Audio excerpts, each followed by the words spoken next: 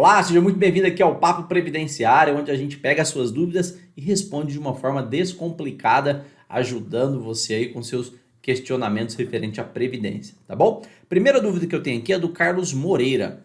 Ele pergunta o seguinte: doutor, boa tarde. Estou com uma cliente onde o benefício dela foi suspenso. O juiz de primeiro grau concedeu a tutela de urgência, mas após 4 meses foi suspenso.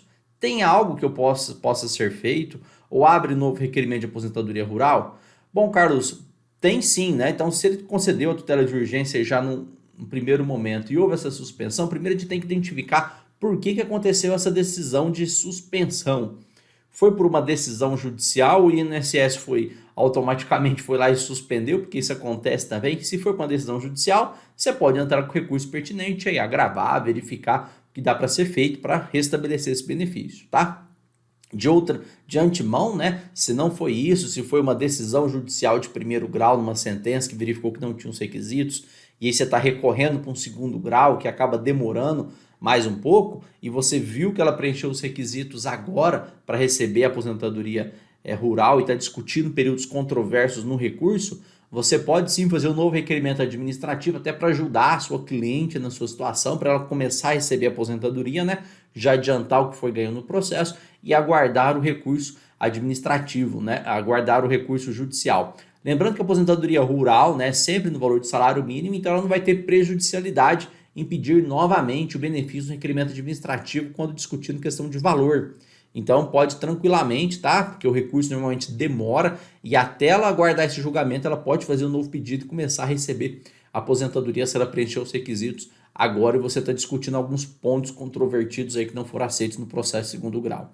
Então dá para fazer muita coisa, vai depender da situação que está o processo, né? Então a gente teria que identificar certinho que situação que está o processo, se foi sentença, se foi uma decisão interlocutória, para verificar o recurso cabível disponível, né, no processo judicial que você tem que fazer, ou do requerimento administrativo, que seria mais rápido. Mas se for em segundo grau e você já tem todos os requisitos aí para pedir aposentadoria rural no âmbito administrativo, pode fazer um novo pedido para ajudar até a sua cliente, às vezes ela está sem receber nada, tá bom? E você consegue dar uma celeridade, perfeito?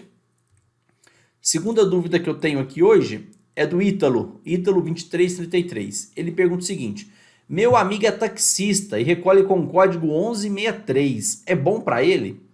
Olha, Ítalo, esse código 1163 é para o empregado, né, trabalhador autônomo, só que baixa renda, né? Recolhe 11%, sempre sob o valor do salário mínimo. Então, pode ser que o seu amigo aí esteja recolhendo de forma equivocada, porque o taxista ele é um profissional liberal e ele tem que recolher sobre o faturamento mensal dele. E por que ele está recolhendo de forma equivocada? Porque o taxista ele ganha mais do que o salário mínimo. Então, se ele normalmente, né, ele ganha mais do que o salário mínimo. Então, se ele ganhar, por exemplo, R$ 3.000 por mês, ele é obrigado a pagar INSS sobre esse valor de R$ 3.000. E aí o código é o 1007, a alíquota de 20% sobre esse valor, tá bom? E por que muitas pessoas acabam pagando o 1163? Porque acaba pagando menos, só que os problemas futuros que ela pode ter é muito grande. Porque o seu amigo começa a ganhar dinheiro, né? E aí começa a comprar carro, não consegue justificar a renda, ou quando justifica que a renda é proveniente do trabalho de taxista, o INSS identifica, né? Porque ele declara isso no imposto de renda, identifica que a contribuição previdenciária está equivocada, ele pode ser notificado, tem que pagar todas essas diferenças com juros, multa e correção monetária e acaba saindo muito mais caro. Então, muito cuidado com o pagamento de contribuição equivocada, né? Principalmente contribuição previdenciária, porque hoje as informações estão todas cruzadas, né? E eles conseguem identificar isso com uma facilidade enorme. Então, o taxista correto é o código 1007 com recolhimento sobre o valor de faturamento mensal dele, a alíquota de 20%, tá bom? Bom, outra dúvida que eu tenho aqui é da Selma Cardoso. A Selma pergunta o seguinte: meu marido só tem 60% de audição nos 2 ouvidos. Trabalhou de 85 a 96 em metalúrgica. No PPP dele, os decibéis estão em 87. Ele tem direito à aposentadoria especial? Já tem 35 anos de contribuição, já incluída a conversão de insalubre para comum. Obrigado, doutor, que Deus te abençoe e continue abençoando sua vida. Selma, aqui tem muita informação, né? E com essa quantidade de informação que você trouxe aqui pra gente, o seu marido pode se enquadrar numa série de situações. Ele pode se enquadrar aí na aposentadoria da pessoa com deficiência, que é diferente da aposentadoria especial. Ele pode se enquadrar em uma das regras de transição da aposentadoria, que tem que identificar em qual seja mais benéfica para ele. Então, o ideal, no caso do seu marido, é buscar um profissional de direito previdenciário para ele calcular isso certinho.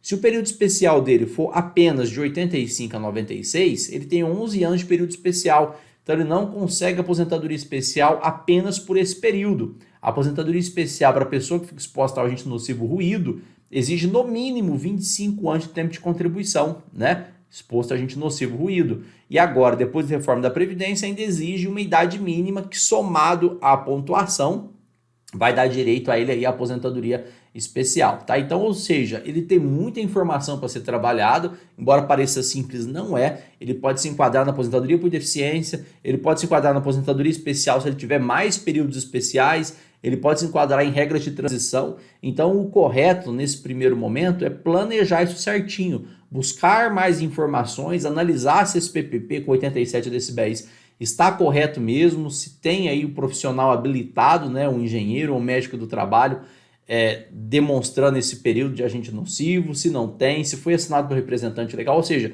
tem muita coisa para ser analisado para a gente determinar em que situação que ele vai se enquadrar. Busque um advogado ou uma advogada previdenciarista aí da sua confiança para deixar isso tudo certinho e ele não pedir benefício errado, tá bom? Tem muita coisa para trabalhar. Próxima pergunta que eu tenho aqui é a do Tomás Santos. Ele pergunta o seguinte: doutor, boa noite. Boa noite, Tomás. Meu caso é o seguinte: o INSS negou o meu pedido de auxílio-doença. Eles alegam que o acidente aconteceu antes do que está nos atestados médicos. No caso, eu não estava com a carteira assinada. Ainda por isso foi negado. Tomás, isso é muito comum de acontecer e as pessoas têm que tomar um grande cuidado quando vai passar numa perícia médica, tá? Uma coisa é você ter a incapacidade para o trabalho, outra coisa é você ter uma doença.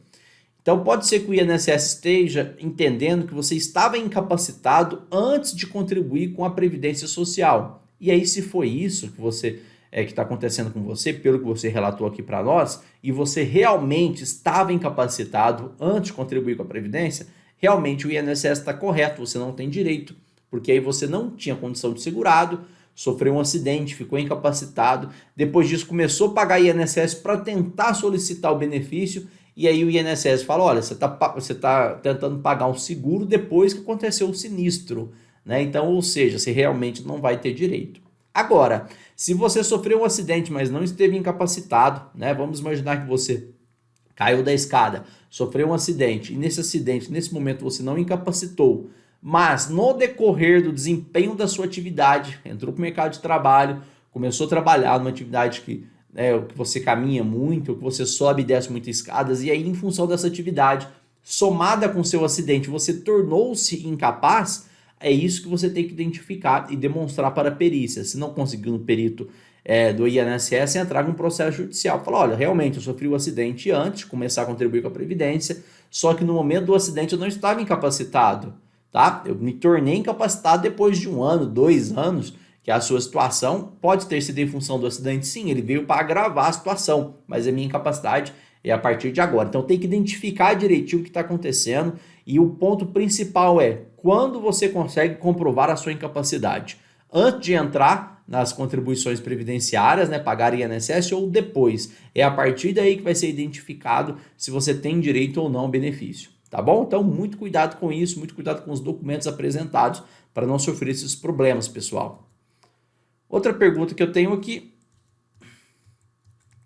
só pegar, não, foi finalizada. Então por hoje é só, sei que tinha mais perguntas, mas finalizou as perguntas aqui. Deixa aqui os comentários para a gente, pessoal, participe do nosso Papo Previdenciário, que na próxima semana você pode estar aqui falando com a gente, tá bom? Até lá, tchau!